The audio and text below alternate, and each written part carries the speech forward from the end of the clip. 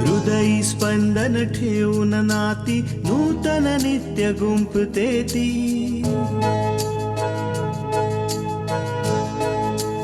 हो हृदयी स्पंदन ठेवून नाती नूतन नित्य गुंफते ती. अंगणाची किरणे होऊन घरटे स्वर्णिम करते ती. स्मित फुलवून अधरांवरती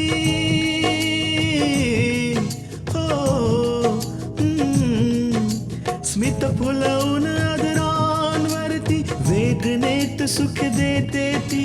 लेक वहिनी आई होऊन जीवन आभा होते ती.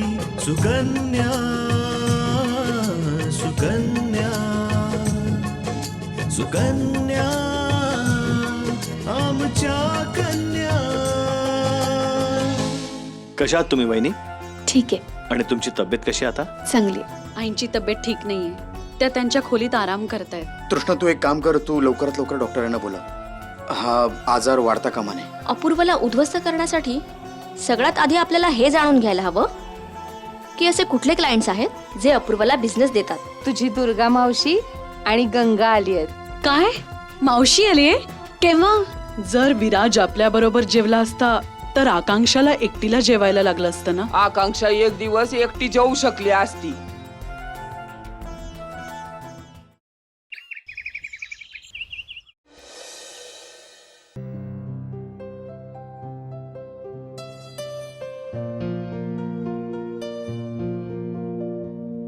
कॉफी. तृष्णा, आता घरात सगळ्यांची तब्येत कशी आहे? सगळ्यांची तब्येत म्हणजे? ओ, आता समजलं. तुम्ही आईंबद्दल विचारताय ना. आईंची तब्येत आता बरी आहे. त्यांना काहीही खायची इच्छा नाहीये, म्हणून मी त्यांना जबरदस्ती नाही केली. ती आतापर्यंत कधीच न जेवता झोपली नाहीये, मग आज उपाशी का झोपली?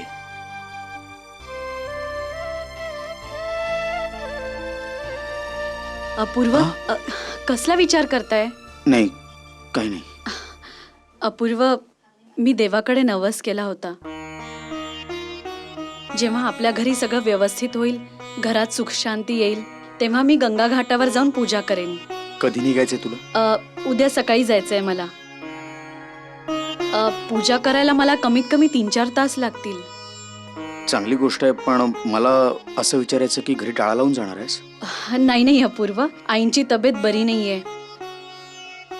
त्यांना मी माझ्या बरोबर नाही घेऊन जाऊ शकत, त्या घरीच राहतील.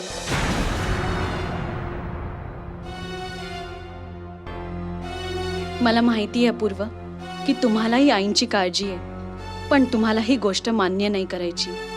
पण काही हरकत नाही. पण मी तोपर्यंत प्रयत्न करायचे नाही सोडणार जोपर्यंत तुम्ही आईंना आपलंसं नाही करत.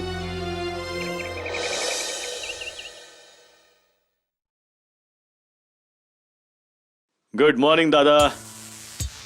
गुड मॉर्निंग वहिनी. Good morning Shailu. Good morning वहिनी, हा तुमच्यासाठी गरम गरम चहा. चहा माझ्यासाठी? हो वहिनी, आणि दादासाठी पण. मी विचार केला का नाही मी आज तुम्हाला माझ्या हाताने बनवलेला चहा पाजू. अरे शैलू, याची काय गरज होती? आम्ही येऊन हॉलमध्ये चहा प्यायलो असतो. दादा, गरज तुम्हाला नाहीये, वहिनीला आहे.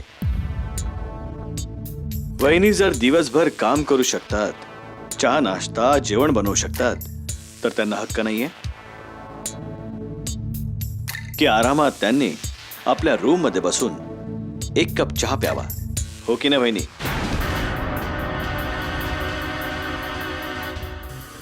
भाऊजी, तुम्ही राहू द्या.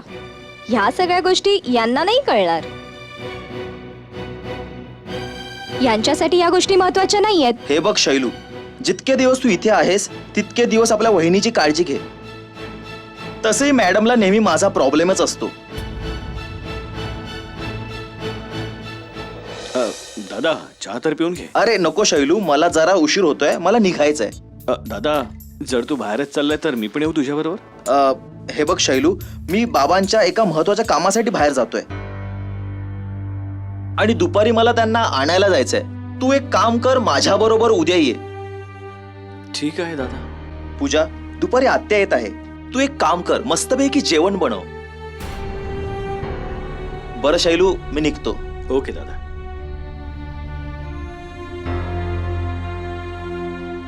वहिनी, तुम्ही तर चहा घ्या. का नाही? अच्छा भाऊजी, तुम्ही पण चहा घ्या, बसा. नाही वहिनी, तुम्ही आरामात चहा प्या, मी उभा राहीन.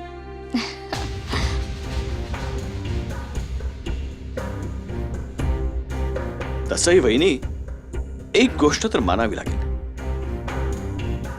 तुमचा स्वभाव खरंच गोड आहे.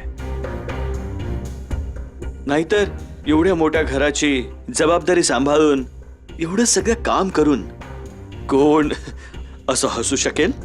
खरं सांगू भाऊजी, तुम्ही पहिली व्यक्ती आहात जिने माझी स्तुती केलीये. नाहीतर या घरात दिवस रात्र कामासाठी मीच राबत असते आणि कोणी विचारत पण नाही. खरंच? तुम्ही खरं बोलताय? पण का वहिनी? माहित नाही, पण हो, हल्ली आकांक्षाचे गुण गायले जातात. बघावं तेव्हा तिची स्तुतीच करत असतात. वहिनी, होऊ शकतं ती तुमच्यापेक्षा जास्त काम करत असेल. काम? कोणतं काम भाऊजी? मला तरी कळू दे. जेव्हापासून ती या घरात आली तेव्हापासून आम्ही दोघींनी कामं वाटून घेतली आहेत. पण जेव्हापासून तिचा अपघात झालाय तेव्हापासून घरातली सगळी कामं तर मीच बघते. माहित नाही तरीही या घरात तिचेच गुण गायले जातात, तिचीच काळजी घेतली जाते. खरं सांगू भाऊजी, मी ना वैतागलीये या आकांक्षाला. वहिनी, मी आज त्यांच्या रूम मध्ये गेलो होतो तेव्हा मलाही माहिती नाही, काहीतरी विचित्र वाटलं. जसं काही त्यांना माझं इथे येणं आवडलं नसावं. ती कोण लागते हे सगळं विचार करणारी? आणि तसंही हे तुमच्या मामांचं घर आहे. तुम्हाला हवं तेव्हा तुम्ही इथे येऊ शकता. बरं, हे सगळं सोडा, मी तुमच्यासाठी गरम गरम नाश्ता करून आणते. वहिनी, ते मला बटाट्याची भजी खूप आवडते. काय तुम्ही बनवाल का माझ्यासाठी? अहो, तुम्ही माझ्यासाठी इतका छान चहा बनवलात तर मी काय तुमच्यासाठी बटाट्याची भजी नाही बनवू शकत? आत्ता आणते.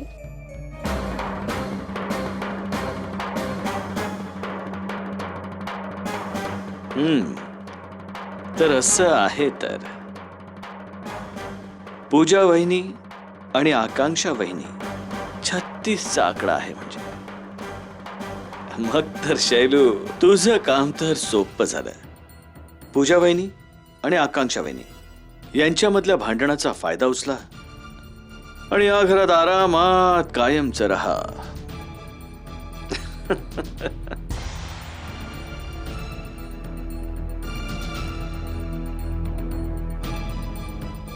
सुकन्या आमच्या कन्या.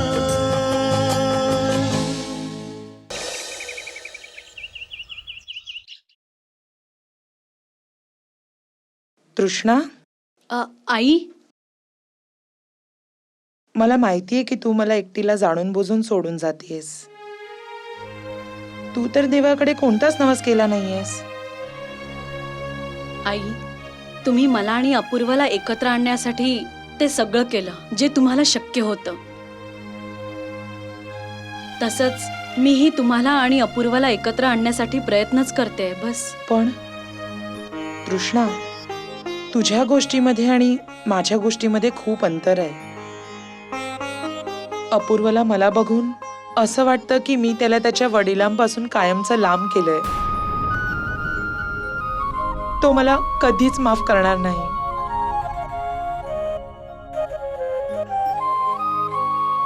मला मान्य आहे की हे कठीण आहे, पण हे अशक्य पण नाही.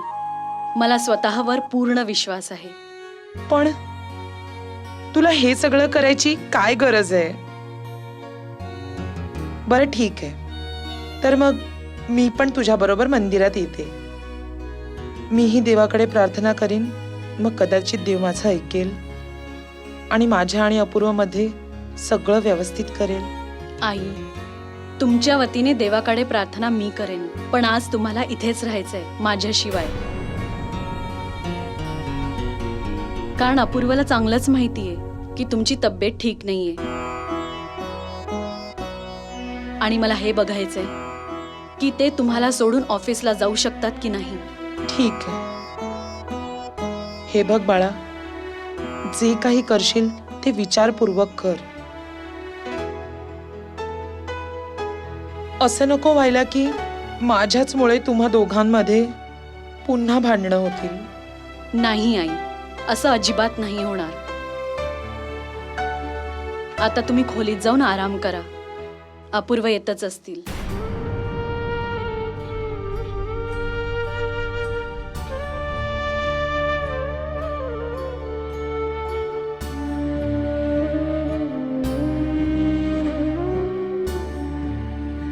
अरे, तुम्ही आलात. अपूर्व, मी तुमचा नाश्ता बनवून ठेवलाय. मी मंदिरात जाते, मला उशीर होतोय. अच्छा. अपूर्व, ते मी विचार करत होते की तुम्ही जर लवकर नाश्ता केलात आणि तयार झालात तर ऑफिसला जाताना तुम्ही मला गंगा घाटापर्यंत सोडू शकता. ते काय आहे ना की बाहेर गेल्यावर लवकर रिक्षा नाही मिळत आणि उगाच उशीर होईल. तुम्ही जर मला सोडलं तर मी लवकर पोचेन. जर मी तृष्णासोबत गेलो तर घरी तर कोणीच नसणार ना. आणि माणुसकीच्या नात्याने तरी आजारी व्यक्तीला तर एकटं सोडून कधीच जाऊ नये. काय झालं? कसला विचार करताय? त्याचं काय आहे तृष्णा की मी आता नाही जाऊ शकत. मला काही कॉल करायचे आहेत निघायच्या आधी. ते करून झाल्यानंतरच मी निघेन. ठीक आहे? मला माहिती होतं अपूर्व, आईंना एकटीला सोडून तुम्ही नाही जाऊ शकत. ठीक आहे, मग मी निघते. तुमच्या वतीनेही देवाकडे प्रार्थना करेन.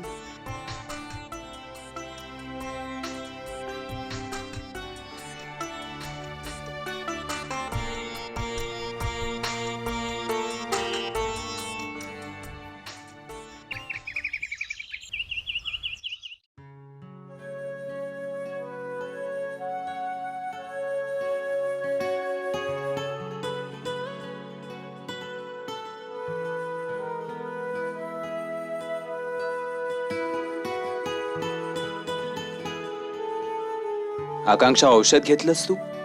हो.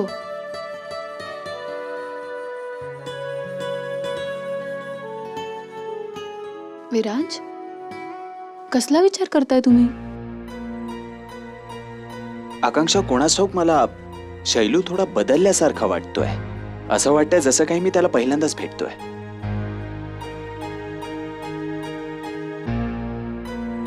मी काही समजलं नाही. आकांक्षा, पूर्वीचा शैलू आणि आताचा शैलू यात जमीन आसमानाचा फरक आहे. हो, हे खरं आहे की आम्ही खूप वर्षांनंतर भेटतोय, पण एवढा मोठा बदल. आधीचा शैलू खूपच कमी बोलणारा, अगदी साधासा मुलगा होता. पण आता तर त्याची बडबड थांबता थांबत नाहीये. कोणत्याही कारणाशिवाय कोणाचीही स्तुती करत सुटलाय. कोणास ठाऊक काय झालंय त्याला. विराज, कदाचित तुम्ही म्हणताय ते बरोबरही असेल, पण मी तर त्यांना पहिल्यांदाच भेटले ना, आणि मला वाटलं की कदाचित त्यांचा स्वभाव असाच आहे. आकांक्षा, मला हे मान्य आहे की कोणताही मनुष्य जेव्हा एक खूप मोठं रहस्य लपवतो किंवा आपल्यातला कमीपणा लपवायचा प्रयत्न करतो, तेव्हा तो विनाकारण बोलतो. सुकन्या आमच्या कन्या. किंवा आपल्यातला कमीपणा लपवायचा प्रयत्न करतो, तेव्हा तो विनाकारण बोलतो आणि कोणाचीही उगाचच स्तुती करायला लागतो किंवा उगाचच हसतो. आकांक्षा, मला तर वाटतं की शैलू आपल्यापासून काहीतरी लपवतोय. या बाबतीत शैलू किंवा मग आत्याच सांगू शकतात. अच्छा विराज, आत्या कधी येतात? आज दुपारी. बरं ऐक, आत्याचा स्वभाव एकदम खाष्ट आहे.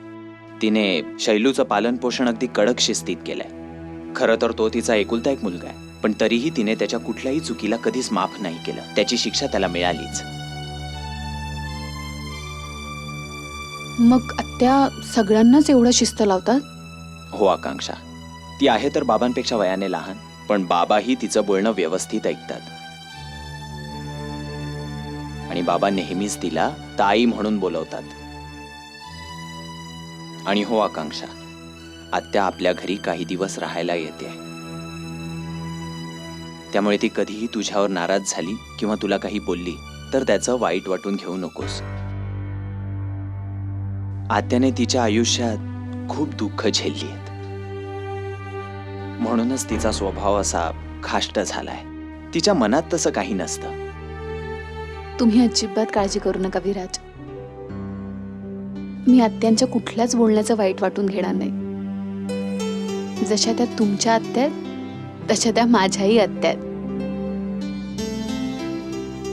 आणि हो विराज, ते माझ्या आईचा फोन आला होता. माझी मावशी आणि त्यांची मुलगी आलीये. अच्छा, आई म्हणत होती की त्यांना भेटायला ये. मी आईला म्हटलं की मी तुम्हाला विचारून सांगेन. विराज, मी त्यांना भेटायला घरी जाऊ? आकांक्षा, तू कधीही तुझ्या घरी जाऊ शकतेस. तुला हॉस्पिटलमधून घरी जाण्यासाठी मी नकार दिला कारण माझी अशी इच्छा होती की तुला आपल्या चेहऱ्याचं सत्य माझ्या समोर या आपल्या घरात कळावं. आता सगळी परिस्थिती तुला कळलीच आहे, तर तू तुझ्या घरी जाऊ शकतेस. थँक्स विराज. आकांक्षा, आज तर मला थँक्स म्हणालीस, पण आता कुठल्याही गोष्टीसाठी जर मला थँक्स म्हणालीस ना, मी कधीच बोलणार नाही तुझ्याशी.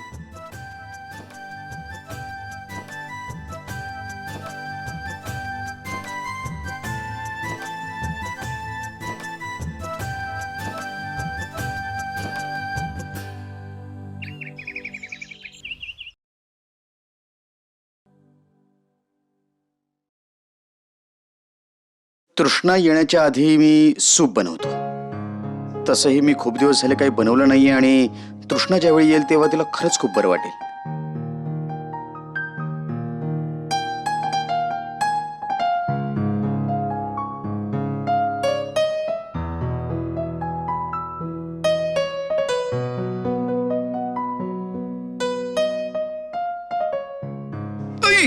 ऐक आई.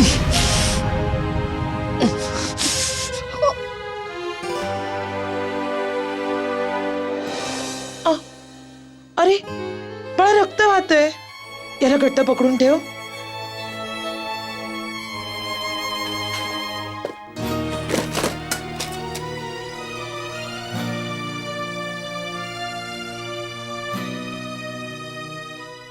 सुकन्या आमच्या कन्या. याला घट्ट पकडून ठेव.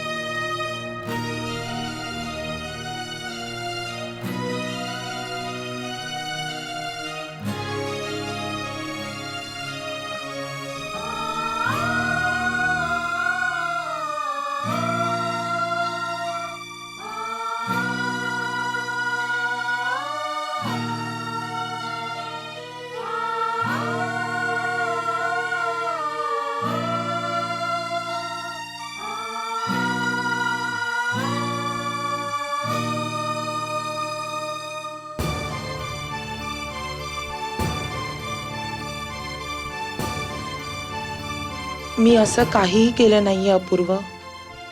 मी तेच केलंय जे एक आई करते.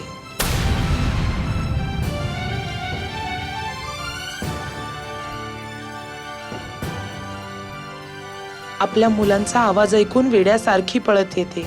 आणि तुझं बोट जेव्हा सुरीने कापलं गेलं तेव्हा तूही आई ग म्हणालास. जरीही ते तू हळू म्हणालास, पण मला समजून गेलं की माझा मुलगा नक्कीच कोणत्या तरी संकटात आहे.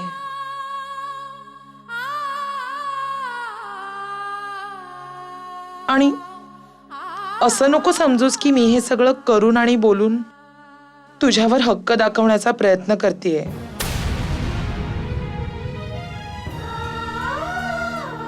किंवा तुला माझ्या जवळ आणण्याचं कारण शोधते. असं काहीच नाहीये. तुला जसं राहायचंय तसं राहा. माझ्याकडून तुझ्यावर कसल्याही गोष्टीची जबरदस्ती नाहीये.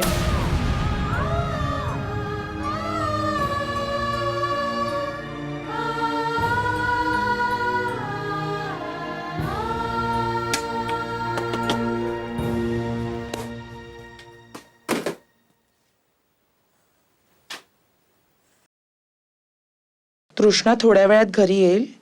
तुला जे हवंय ते तिला बनवायला सांग. पण परत काही प्रयत्न करू नकोस, नाहीतर मला पुन्हा धावत द्यावं लागेल आणि ते तुला आवडणार नाही.